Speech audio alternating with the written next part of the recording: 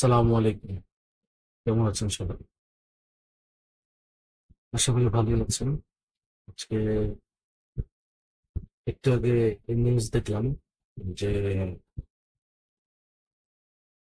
পাবনায় বিএনপি জামাত সংঘর্ষ হয়েছে। সমকালে প্রায় 20 জন মতো আহত হয়েছে।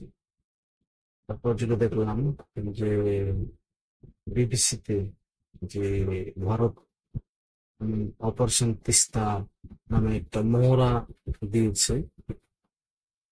তারপর দেখলাম ভারতের সীমানায় 700+ লোকজনকে ক্রুশিং করার অবৈধ বাংলাদেশ হিসেবে চিহ্নিত করা হচ্ছে এবং ক্রুশিং করার চেষ্টা হচ্ছে। এবং এরপরে মানবিক corridor, Rakhine, Arakan, Bangladesh, Rohingya সমস্যা, এটা তো আছেই। তারপরে চীনের যে অবকাঠামোগত বাংলাদেশের উন্নয়নে চীনের যে ভূমিকা এবং তিস্তা ব্যারেজে চীনের কাজ করার আগ্রহ, অবশ্যই তাকে ভারত, আমেরিকা খুব বেশি ভালোভাবে হয়তো নিবে না। আসলে সবকিছু মিলিয়ে এই ধরনের জিও পলিটিক্যাল একটা সংকট আছে। তারপরে যেটা আছে সেটা হলো যে বিগত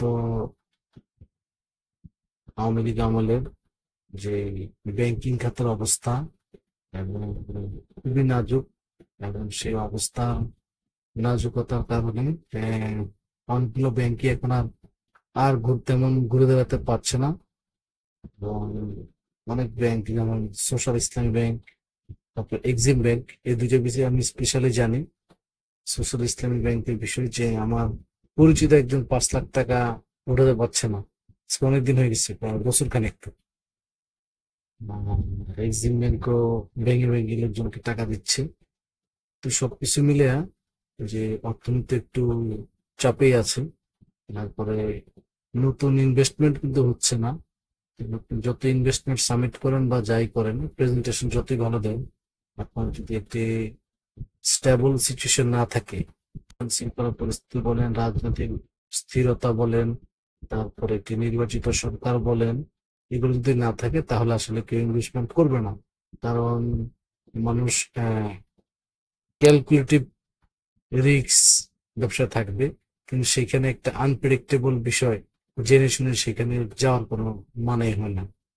তো এই বিষয়গুলোতে ইনভেস্টমেন্ট না আসার ফলে আবার আমদানিকে আমরা প্রেসারাইজ করে যে রিজার্ভ বাড়াচ্ছি, এগুলো আসলে আমাদের জন্য একটা অর্থনৈতিক ক্রিটিক্যাল একটা অবস্থা দিনকে দিন তৈরি করতেছে। তো আরেকটা বিষয় সেটা হলো আসলে মূলত এই খবরগুলো দেখলাম, দেখে এরকম মনে হইলো আসলে মূল কথা কিন্তু আমার জুলাইয়ের ঐক্য, জুলাই আগস্ট অভ্যুত্থানে বিভিন্ন স্টেক হোল্ডার ছিল, তাদের মধ্যে কিন্তু ইতিমধ্যে খুব ঝামেলা চলতেছে। আপনারা সবাই জানেন এই জামাত, বিএনপি এবং এনসিপি, তাদের মধ্যে ঝামেলা চলতেছে। তারপরে আজকে যেমন জামাত আর বিএনপিতে ইয়ে হলো, হামলা হলো, এই পরস্পর হামলা হলো। তারপরে এনসিপি তো অলরেডি তাদের দিয়েও বিশ্ব সদস্য আছে, কারণ তাদের আন্দোলনে সরকারের হেল্প করার অভিযোগ আছে, কিন্তু অন্যদের আন্দোলনে গণপিটুনি দেওয়া বা রাষ্ট্র কর্তৃক, রাষ্ট্রবাহিনী কর্তৃক মায়ের দেওয়ার অভিযোগ আছে। তো সবকিছু মিলে আসলে এক ধরনের বিশ্বাস অবিশ্বাস চলছে, এবং প্রতিটি দলেরই বিভিন্ন বট বাহিনী আছে এবং তাদের ক্রমাগত আক্রমণ, পারস্পরিক শ্রদ্ধা এবং নারীদেরকে নিয়ে আর কি বাজেভাবে আক্রমণ, সেটা হলো যে আর কি পারস্পরিক কোনো শ্রদ্ধাবোধ নাই। ভয়ঙ্কর কথা হলো জিও পলিটিক্যাল অবস্থা এবং অর্থনৈতিক যে পরিস্থিতি, যে কর্মসংস্থান যে তৈরি হচ্ছে না, ব্যাংকে কিন্তু প্রচুর কর্মসংস্থান হতো, সেখানে হচ্ছে না। শেয়ার বাজারে প্রায় 90,000 কোটি টাকা বলতেছে যে উধাও হয়ে গেছে। সবকিছু মিলে কিন্তু সিচুয়েশন অর্থনীতির এত ভালো না। আর অর্থনৈতিক ভাবে যদি বাড়ি খায় তাহলে কিন্তু কোনো সংস্কার বা কোনো কিছুতেই কোনো কিছু হবে না। সবকিছুর ফলে কিন্তু যেটা হতে পারে যে বাংলাদেশ কিন্তু তখন তো যে ইলেকশন পিছিয়ে যাবে, বা আমরা যদি এরকম পরিস্থিতি পড়ি, তখন দেখা যায় আমাদের সহায়তা দেওয়ার জন্য আবার জাতিসংঘ চলে আসতেছে, বিভিন্ন জায়গায় প্রশাসক বসে দিতেছে আর কি, হয়তো আর কি বিষয়টা হলো যে আর কি লাল সবুজের যে পতাকা, সে হয়তো সবুজ অংশটা হয়তো কমতে থাকবে, লাল অংশটা হয়তো বাড়তে থাকবে। আসলে এগুলো আসলে অনেক ডিপ বুঝার বিষয়। একটা বিষয় আমি বারবার বলি যে এই মুহূর্তে সকলের সমঝোতার ভিত্তিতে অতি দ্রুত একটি নির্বাচন দরকার। এখন না হলে যেটা হবে যে 1-11-এর মতো অনির্বাচিত সরকারের ক্ষমতা দীর্ঘায়িত হবে, এবং দীর্ঘায়িত হওয়ার ফলে যেটা হবে, রাজনৈতিক দল এবং প্রতিষ্ঠানগুলো দীর্ঘ উম, সময়ের জন্য ক্ষতিগ্রস্ত হবে, এবং সেই ক্ষতিগ্রস্ত পরিস্থিতি কাটিয়ে ওঠার জন্য এই সরকারের পরে যখন একটা তড়িঘড়ি ইলেকশন হয়ে যাবে পরিস্থিতি খারাপ দেখে, তারপরে যখন ইলেকশন হবে তখন রাজনৈতিক দলগুলো এবং ওই প্রতিষ্ঠানগুলো নিজেদের যোগ সাজসে নিজেদের এই ক্ষতিকে পুষিয়ে নেওয়ার জন্য আবার 16 বছর, 18 বছর, 20 বছরের একটা ফ্যাসিবাদী সরকার ব্যবস্থা কায়েম হবে। ঠিক আছে, এখন গণতন্ত্রের মূল কথাই হলো যে জনতা তার ক্ষমতা প্রয়োগ করবে, এবং ক্ষমতা প্রয়োগ করে আপনার তার পছন্দের দল নির্বাচন করবে, এবং ক্ষমতার ক্রমাগত হস্তান্তর হতে থাকবে গণতান্ত্রিক উপায়ে। এখন আসলে যেটা হয়েছে যে আসলে সংস্কার এবং নির্বাচন দুটোকে একবারে মুখোমুখি করে দেওয়া হয়েছে। তা আসলে কিন্তু 9 মাসে তেমন কোনো সংস্কার হয়নি, না হয়নি কোনো বিচার। এবং দেখেন, সংস্কারের জন্য বা নির্বাচনের জন্য, এখন নির্বাচন যদি পেছাতে হয় বা নির্বাচন যদি টাইমলি করতে হয়, যে টাইমলি করার জন্য আসলে যে প্রস্তুতি, যে ডিসেম্বর বা জুন, সেই প্রস্তুতিও কি আসলে আছে? এবং সেই প্রস্তুতি হলে একটা নির্বাচন করার জন্য প্রশাসনের যে ধরনের এই রদ বদল দরকার, বা যে ধরনের অ্যাক্টিভিটিস দরকার, বা যে ধরনের লোকবল দরকার, সব তো আগের লোকজনের রয়ে গেছে। তাহলে এগুলো দিয়ে কিভাবে একটা সুষ্ঠু ইলেকশন হবে? বা এই জন্যই মূলত আসলে রাজনৈতিক দলগুলোর মধ্যে বিশ্বাস অবিশ্বাস চলছে। তো এগুলো বুঝে আমাদেরকে শঙ্কিত করে। আর সংস্কারের বিষয়ে আসলে কতটুকু আন্তরিকতা আছে এই বিষয়ে আমার যথেষ্ট, আমার না, আমাদের অনেকেরই যথেষ্ট সন্দেহ আছে, কারণ গতিটা অনেক কম।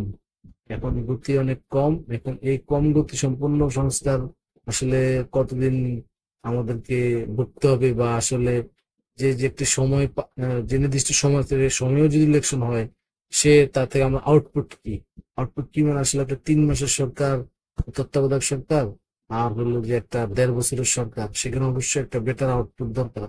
কিন্তু এই ধরনের কোনো আউটপুট তো পাচ্ছি না। সেটা কেমন আসলে, আপনি মনে করেন যে অটোরিকশা বন্ধ করবেন, কিন্তু আপনি অটোরিকশার পার্টস আমদানি বন্ধ করবেন না, ম্যানুফ্যাকচারারকে কিছু বলবেন না, চার্জিং পয়েন্টে কোনো কাজ করবেন না, যেমন অটোরিকশা বন্ধ করবেন, গরিব মানুষ না খেয়ে থাকবে, কর্মসংস্থান থাকবে না। আমি একটা কথা বলি, সবচেয়ে ভয়ঙ্কর বিষয় হলো প্রায় আরো আহ সম্ভবত 3 লাখ লোক দারিদ্র সীমার নিচে এই নেমে যাচ্ছে, একটা খবর পাইছিলাম। সংখ্যাটা আমার ইতিমধ্যে মনে নাই, তবে এগুলা কিন্তু ভয়ঙ্কর। যে এখন যেরকম হয়তো পরিস্থিতি ঠেকানো যাচ্ছে, কিন্তু এরপরে সামনের সুবিধা নিয়োজিত সরকার আসে, তার জন্য কিন্তু পরিস্থিতি এত সোজা হবে না। কারণ 16 বছরের যে প্রবলেম, তারপরে এখনকার আরো ক্রিয়েটেড প্রবলেম, সবকিছু মিলে কিন্তু আমরা একটু ট্রাভেলসাম সিচুয়েশনের মধ্যে হয়তো আছি, বা হয়তো পড়তে যাচ্ছি। আমাদের আশঙ্কা সঠিক না হলেই আমরা বরঞ্চ খুশি হব, দেশের জন্য মঙ্গল। তবে এখানে যেটা হলো, এই মুহূর্তে বিদেশি শক্তিগুলো সব অ্যাক্টিভ। ভারত বলেন, আমেরিকা, চীন, রাশিয়া, মায়ানমার, সবকিছু মিলে বাংলাদেশের চারপাশের প্রতিটি বিদেশি শক্তি কিন্তু অ্যাক্টিভ। এবং এই অ্যাক্টিভের ফলে যেটা হচ্ছে, সেটা হলো যে আমরা কিন্তু খুব বাজে একটা সিচুয়েশন আছি। তো বাজে একটা সিচুয়েশন থাকার ফলে এই আমাদেরকে যে কাজটা করতে হবে, সেটা হলো এখন আমাদের মধ্যে একটা এই একতার দরকার আছে। ঠিক আছে, তো সবাই মিলে যদি আমরা একতাবদ্ধ না হতে পারি, তাহলে কিন্তু আহ, আমাদের দেশ ও জাতির জন্য একটা প্রবলেমেটিক সিচুয়েশন তৈরি হয়ে যেতে পারে। আজকের জন্য এই পর্যন্তই। সবাই ভালো থাকবেন। আসসালামু আলাইকুম।